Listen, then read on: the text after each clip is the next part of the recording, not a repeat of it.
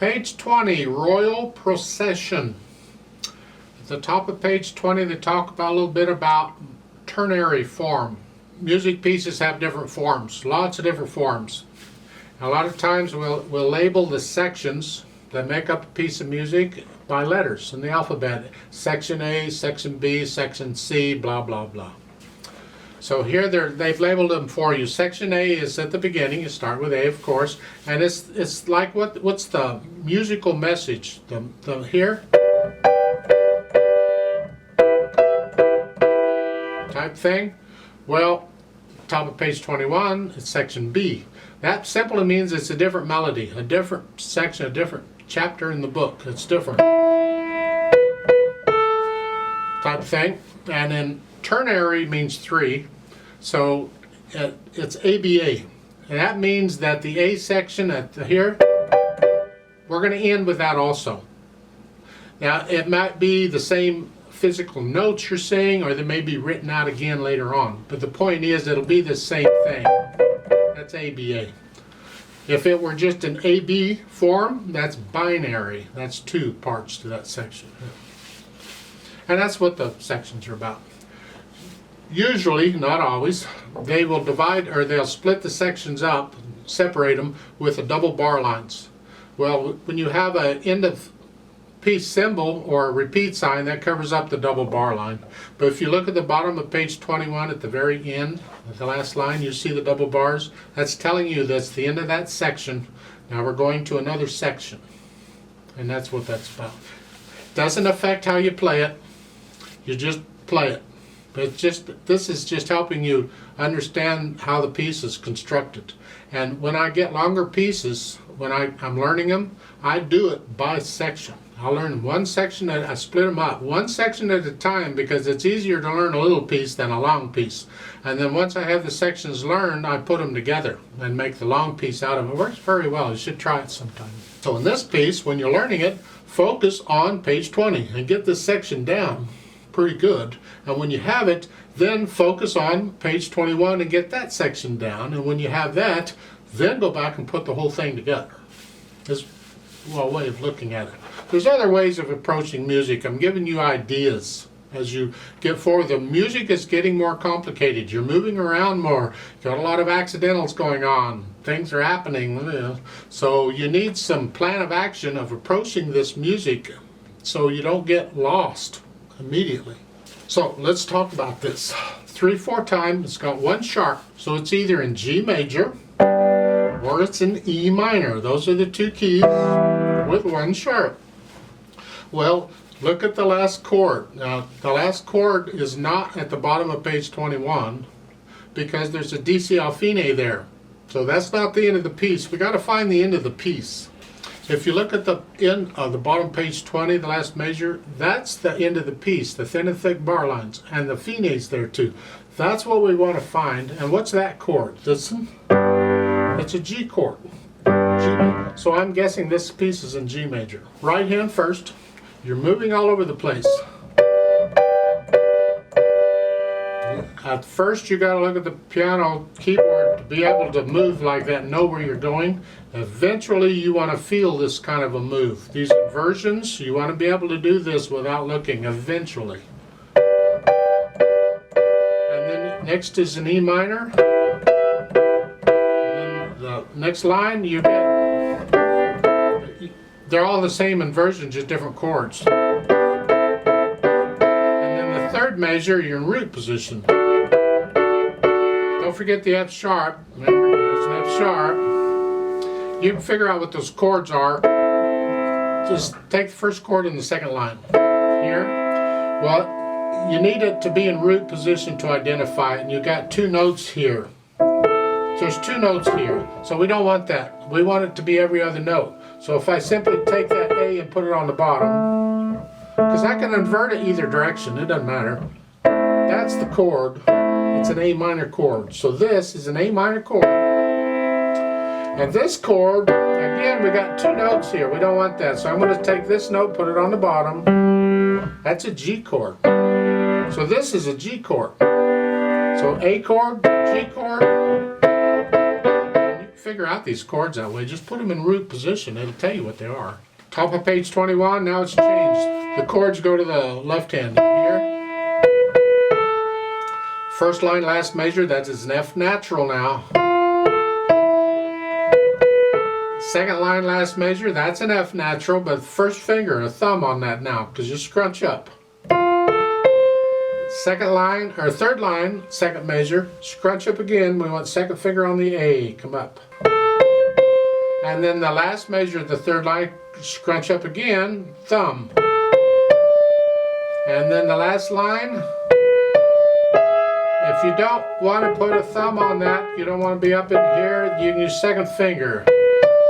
Just stretch out. However, if you can, I recommend thumb. And then that's the right hand. Left hand, at the beginning, you're here, G and D. And then this, C sharp, 3, 4 times.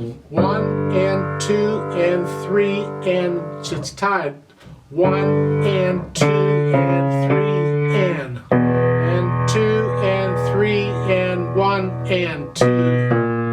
Thumb, just lift up and move down. And then you got the dotted half notes, 3 counts each. And then the first ending, it's 1 and 2. And you'd repeat. On page 21, we get the chords. Down here, E minor chord and its inversions. Try and get the notes down at the same time. You're just lowering the whole hand down. Then going on an F chord, its inversions going the other way. Second line, E minor, and F again. The third line. They're saying 5-3 on all these, that's okay. Normally in this pattern, when they get this, I would do a 4-2-1 on the other one. So I'm not, these fingers are there, why not use them? So really, the fingering they're giving you is a beginner's fingering. But I would recommend you try the fingering I'm suggesting to you, because this is the fingering you're really going to use most of the time as you get more advanced. It's a 4-2 on that one. And again. And then the last line, you're here.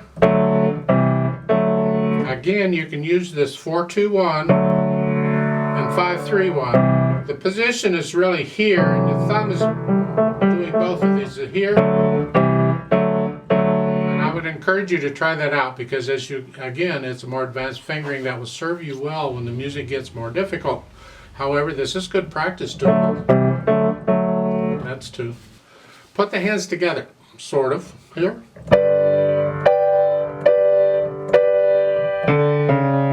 Remember to play the rest in the right hand. When you play that note, the third beat, the right hand comes up. So again.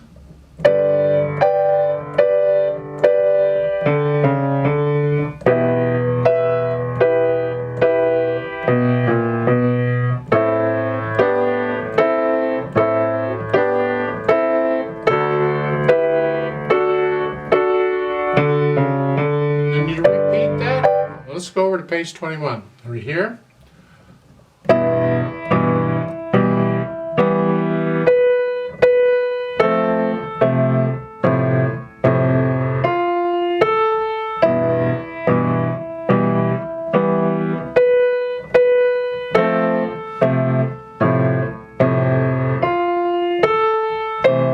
And the last line there on page 21.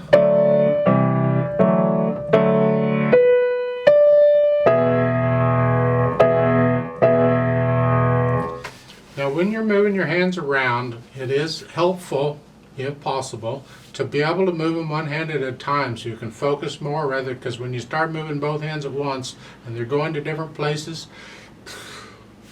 at the beginning here, look at this first couple 3 measures. You're here to start, the right hand is moving, the left hand's fine. Then here, both hands are going to move to here.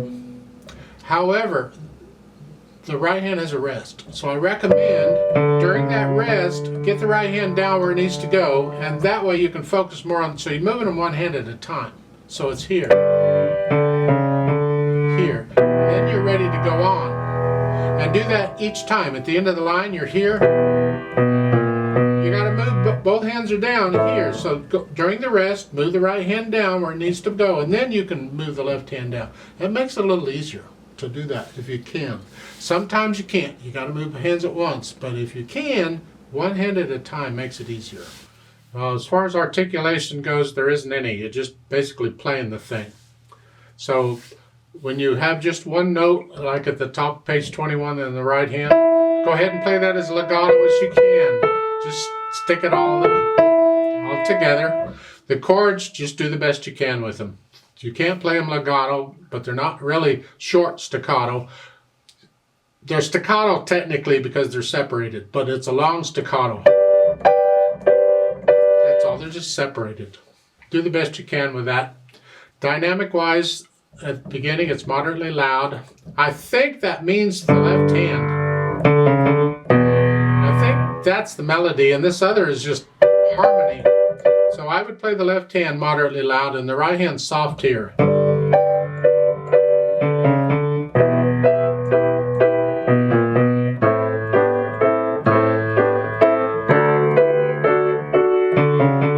But I could be wrong. I don't know the piece. Maybe the chords are intended to be melody.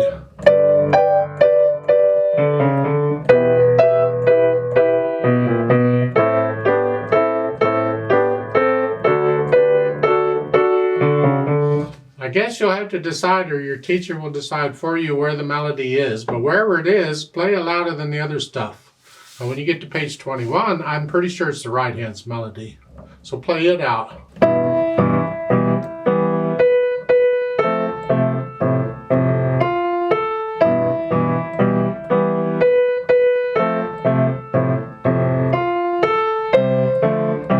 Yeah, play the right hand out there. The moderato, the speed, it's whatever speed you can take it and play it accurately. No hesitations in it because you're moving around so much. So it's really up to you. This is a grand march thing. It's a grand procession thing where the king's walking in and saying, "Here I am." It's not a race to come in, it's just here.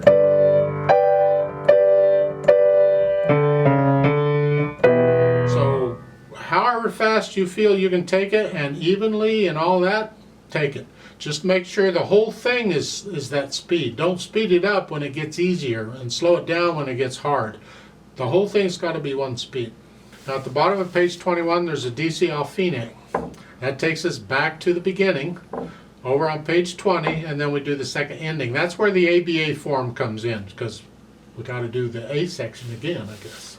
Now, they're showing pedal at the end, and again, I don't know why. In my opinion, it's incorrect. I would not use pedal there. We didn't use pedal anywhere else. I would not use pedal here. I would not change the sound because it's going to add a lot of overtones. This sounds, with pedal, it's a lot more overtones going on there. I disagree with that. However, if you're going to add pedal, do it. Push the pedal down right after you play the notes, or as you play the notes in this case. And lift the pedal with the hands on the third beat. So it's 1, 2, 3. On beat 3 you come up. That's if you're going to do, as I said, I'm going to leave pedal out here. I don't agree with it. I'll give us 3 counts. Let's play this together very slowly. If you need to, just do it one hand at a time for a while, because you got to be able to do the whole thing without any hesitations at all. 1, ready, go.